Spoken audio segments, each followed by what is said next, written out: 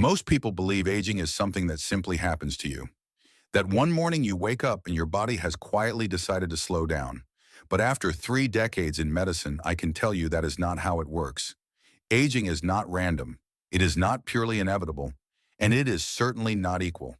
Two people can be 70, 75, even 80 years old.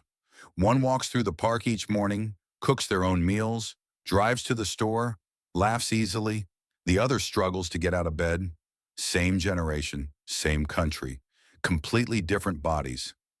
The difference is rarely luck. It is rarely genetics alone.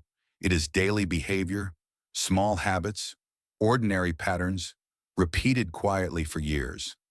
Today, I want to show you 5 of those patterns. 5 silent habits that steadily shorten health span, and then I will give you 3 simple actions you can begin tomorrow to push back. Some of this may challenge what you believe. Good. That means it matters. Let's begin. A geriatric specialist once told me something I have never forgotten. He said, "I can estimate a patient's future by watching how they walk into my office." He wasn't exaggerating. In older adults, gait speed, balance, posture, and confidence predict outcomes more accurately than many lab tests. Mobility is not just about legs. It reflects brain function, circulation, muscle strength, and resilience. And the fastest way to destroy mobility? Prolonged sitting. Researchers from the University of California, San Diego followed thousands of older women and found that those who sat more than 11 and a half hours a day had a 30% higher risk of death, even if they exercised. That last part surprises people. Even if they exercised, your body does not work on daily averages. It responds to what you are doing right now. When you sit longer than 30 uninterrupted minutes, blood flow slows, glucose rises, muscles switch off. Oxygen delivery to the brain drops. Inflammatory signals increase. A study in the Annals of Internal Medicine confirms something critical. The danger is not total sitting time alone. It is uninterrupted sitting. 30 continuous minutes is enough to begin measurable harm. Many people think a morning walk cancels out a sedentary afternoon. It does not. 1 hour of movement cannot erase 10 hours of stillness. The solution is interruption. Stand every 30 minutes. Walk to the sink. Stretch your shoulders. Roll your ankles. 2 minutes is enough to restart circulation and muscle activity. And walking alone is not enough. Walking supports the heart. Muscles need resistance. Stand up from a chair 10 times. Carry groceries. Push against a wall. Use your body against gravity. Muscles must be challenged to remain. Habit number 1, sitting too long without interruption. Now let's talk about something more sensitive. I am not telling anyone to stop prescribed medication, but I am telling you that taking multiple medications without regular review can quietly increase risk. This is called polypharmacy, the use of 5 or more medications at once. Among adults over 75, nearly half fall into this category.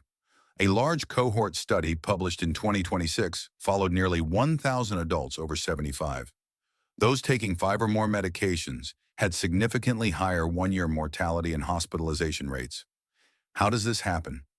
Each specialist treats their system. The cardiologist adjusts blood pressure, the endocrinologist manages blood sugar, the rheumatologist treats joint pain.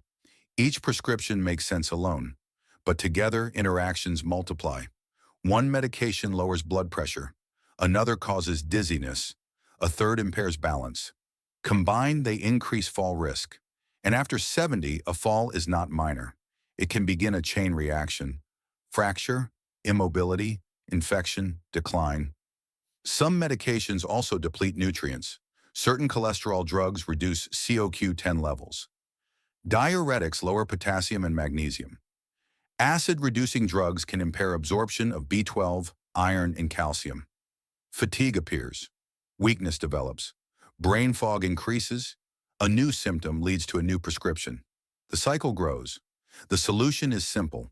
Once a year, gather every medication and supplement you take. Bring them to your doctor or pharmacist.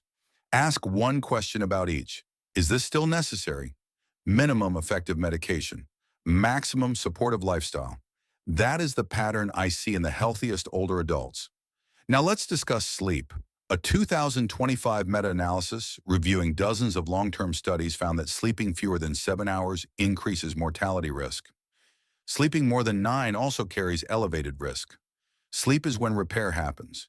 During deep sleep, the brain clears metabolic waste through its glymphatic system, including proteins associated with cognitive decline. Blood pressure lowers, muscles rebuild, hormones rebalance, immune cells reset.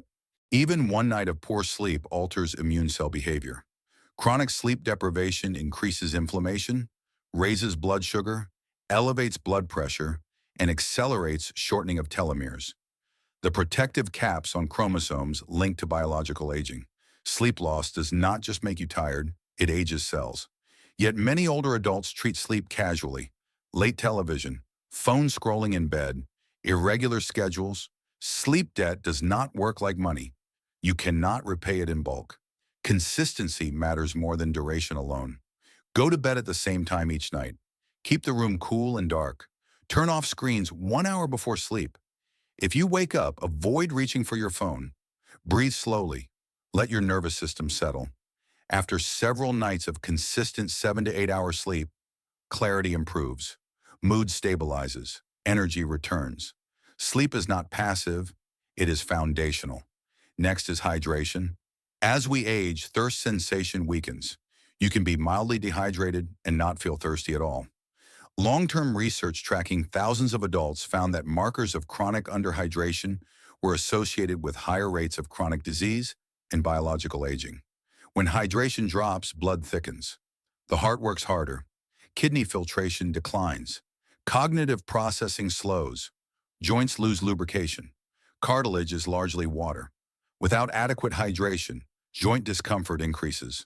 The solution is proactive hydration. Drink a glass of water first thing in the morning. Keep water nearby throughout the day. Do not wait for thirst. Eat water-rich foods. Observe urine color.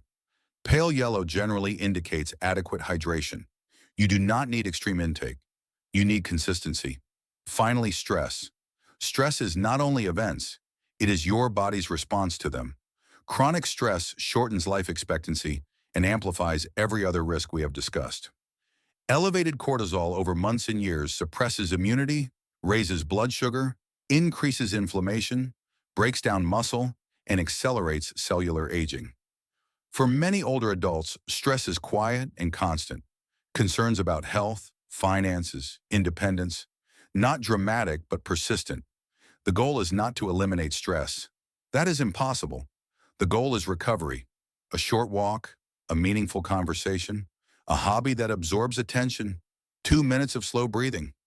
Give your nervous system daily permission to stand down.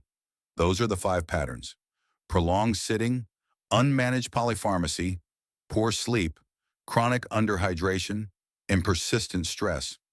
Now, 3 actions you can start tomorrow. First, distribute protein evenly across your meals. After 60, the body becomes less efficient at building muscle from protein, a phenomenon known as anabolic resistance. Older adults often need more protein, not less, to maintain muscle mass. Muscle protects metabolism, balance, bone density, and immune function. Include a palm-sized portion of protein at breakfast, lunch, and dinner. Eggs, yogurt, beans, fish, poultry, tofu, nuts.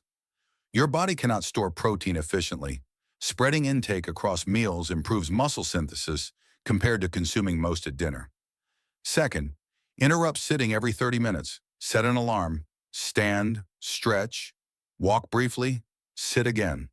Replacing even small amounts of sedentary time with light movement significantly lowers mortality risk in long-term studies. Movement does not need to be formal exercise, it needs to be frequent. Third, create a 10-minute evening reset. 1 hour before bed, drink a full glass of water, review tomorrow's medications and ensure you understand each one. Then place your phone in another room. This protects hydration, promotes medication awareness, improves sleep quality, and reduces nighttime stress stimulation. 3 actions, less than 10 minutes combined. Aging well is rarely dramatic, it is patterned. Research on exceptionally healthy older adults consistently shows something surprising. There is no single longevity gene that explains their resilience. What they share are habits. They move regularly. They eat consistently. They sleep well. They stay socially engaged. They pay attention to their bodies without obsession. The 5 habits we discussed are not destiny. They are direction. You do not need to change everything. You need to change something. The body you wake up in tomorrow is shaped by what you do tonight. Put your phone away. Drink water. Stand up once more before bed. The goal is not simply to live longer. The goal is to live well.